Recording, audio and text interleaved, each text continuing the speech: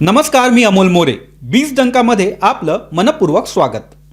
आजच्या या विशेष बुलेटिनमध्ये आपण भारताच्या आर्थिक, औद्योगिक आणि धोरणात्मक प्रवासातील 4 महत्त्वाच्या घडामोडींचा सखोल आढावा घेणार आहोत.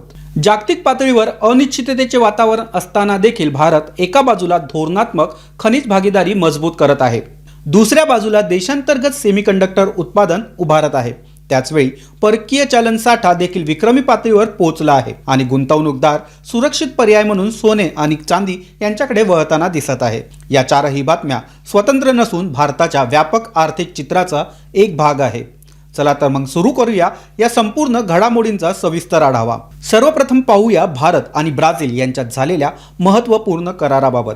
नवी दिल्ली येथे पंतप्रधान नरेंद्र मोदी आणि ब्राझीलचे राष्ट्राध्यक्ष लुईस इनासियो लुला दी सिल्वा यांच्या उपस्थितीत क्रिटिकल मिनरल्स आणि रेअर अर्थ क्षेत्रात धोरणात्मक सहकार्याचा करार झाला आहे. हा करार केवळ व्यापार वाढवण्यासाठी नसून भविष्यातील तांत्रिक औद्योगिक गरजा लक्षात घेऊन आखलेल्या दीर्घकालीन पाऊल आहे. दोन्ही देशांनी पुढील 5 वर्षात परस्पर व्यापार 20 अब्ज अमेरिकन डॉलरपर्यंत नेण्याचे उद्दिष्ट ठेवले आहे. सध्या हा व्यापार सुमारे 15 अब्ज डॉलरच्या आसपास आहे. म्हणजे जवळपास 5 अब्ज डॉलरची अतिरिक्त वाढ साध्य करण्यासाठी दोन्ही देशांनी स्पष्ट असा रोडमॅप सादर केला आहे. क्रिटिकल मिनरल्स आणि रेअर अर्थ धातू आजच्या डिजिटल आणि हरित अर्थव्यवस्थेचा पाया मानले जातात. इलेक्ट्रॉनिक वाहनांच्या बॅटरा, मोबाईल फोन, संगणक, सौर पॅनल, संरक्षण उपकरणे, कृत्रिम बुद्धिमत्ता आधारित यंत्रणा, उपग्रह प्रणाली आणि आधुनिक दळणवळण तंत्रज्ञानासाठी ही खनिजे अत्यंत आवश्यक असतात. जागतिक स्तरावर या खनिजांच्या पुरवठ्यावर काही मोजक्या देशांचे वर्चस्व असल्यामुळे पुरवठा साखळीवर धोका निर्माण होऊ शकतो. कोविड काळात आणि भूराजकीय तणावाच्या पार्श्वभूमीवर पुरवठा विस्कळीत झाल्याचे जगाने अनुभवले आहे. त्यामुळे भारताने पर्यायी स्रोत शोधण्यावर भर दिला आहे. ब्राझीलकडे रेअर अर्थ खनिजाचा मोठा साठा असल्याने भारतासाठी ही भागीदारी धोरणात्मकदृष्ट्या अत्यंत महत्त्वाची ठरते. या करारात खनिज उत्खनन, प्रक्रिया तंत्रज्ञान, संशोधन, गुंतवणूक आणि दीर्घकालीन पुरवठा साखळी मजबूत करण्यावर भर देण्यात आला आहे. ऊर्जा, शेती, औषध निर्मिती, डिजिटल तंत्रज्ञान आणि लघु मध्यम उद्योग क्षेत्रातही सहकार्य वाढवण्याचे निर्णय घेण्यात आले आहे. पंतप्रधान नरेंद्र मोदी यांनी या कराराला भविष्यातील आर्थिक आणि धोरणात्मक सहकार्याचा मजबूत पाया असे संबोधले आहे. भारत आणि ब्राझील हे ग्लोबल साऊथमधील प्रभावी देश असून जागतिक आर्थिक व्यवस्थेत संतुलन निर्माण करण्यासाठी एकत्रित भूमिका घेऊ शकतात. लुला दी सिल्वा यांनीही भारतासोबतचे संबंध अधिक दृढ करण्याची तयारी दर्शवली आहे. आता प्रश्न असा निर्माण होतो की खनिजाचा प्रत्यक्ष उपयोग कुठे होऊ शकतो. त्याचे स्पष्ट उत्तर भारतातील सेमीकंडक्टर उद्योगाच्या वाढीत दिसते. उत्तर प्रदेशातील जेवर परिसरात HCL आणि फॉक्सकॉन यांच्या संयुक्त विद्यमानाने उभारल्या जाणाऱ्या सेमीकंडक्टर प्रकल्पाची पायाभरणी करण्यात आली. या उपक्रमात HCL टेक्नॉलॉजी आणि फॉक्सकॉन यांची भागीदारी आहे. हा प्रकल्प यमुना एक्सप्रेसवे औद्योगिक विकास प्राधिकरण क्षेत्रात उभारला जात आहे आणि अंदाजे 3700 कोटी रुपयांची गुंतवणूक या ठिकाणी करण्यात येणार आहे. या ठिकाणी OST प्रकारचे उत्पादन केले जाणार आहे, म्हणजे सेमीकंडक्टर असेंब्ली आणि टेस्टिंगची सुविधा विकसित केली जाईल. सुमारे 20,000 वॉफर्स प्रक्रिया करण्याची क्षमता या युनिट्समध्ये असेल.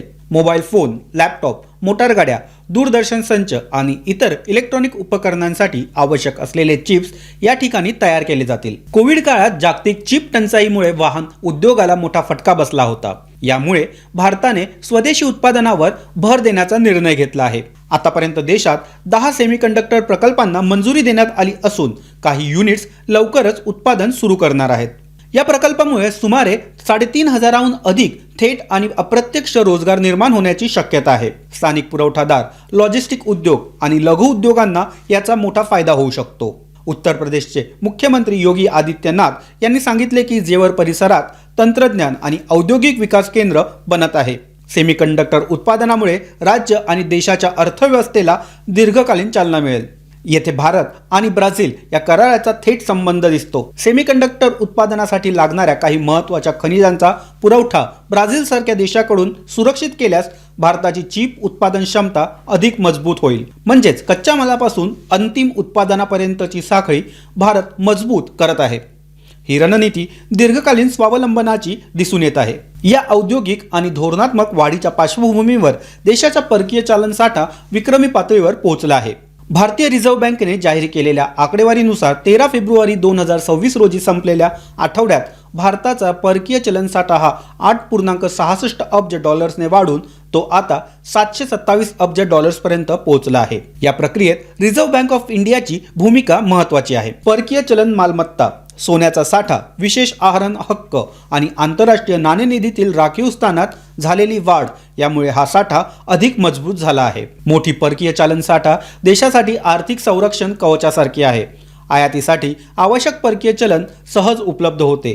जागतिक बाजारपेठेत अस्थिरता निर्माण झाल्यास किंवा कच्च्या तेलाच्या किमती वाढल्यास देश अधिक सक्षम राहतो, गुंतवणूकदारांचा विश्वास वाढतो आणि देशाची पत ही मजबूत राहते। जेव्हा देशात सेमीकंडक्टर सारख्या मोठ्या गुंतवणुकी येतात आणि निर्यात क्षमता वाढते तेव्हा परकीय चलन साठ्यावर सकारात्मक परिणाम होतो।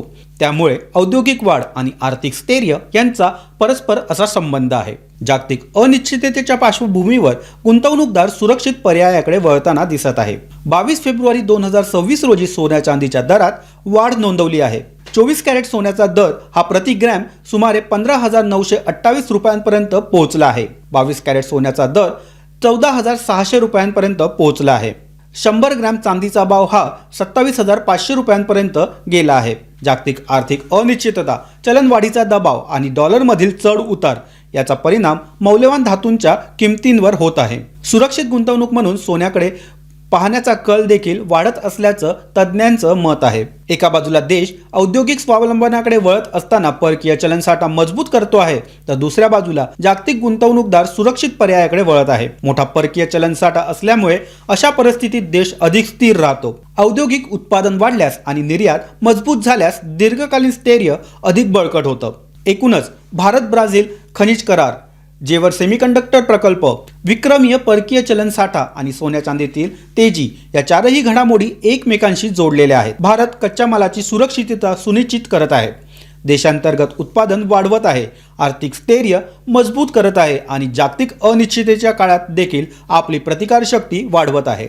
हीच भारताच्या आर्थिक परिवर्तनाची मोठी कथा आहे। आजच्या या बुलेटिनमधील घडामोडी आपल्याला कशा वाटल्या हे आम्हाला कमेंटमध्ये नक्की सांगा।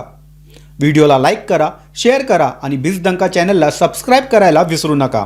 पुन्हा भेटूया पुढील बुलेटिनमध्ये। तोपर्यंत धन्यवाद।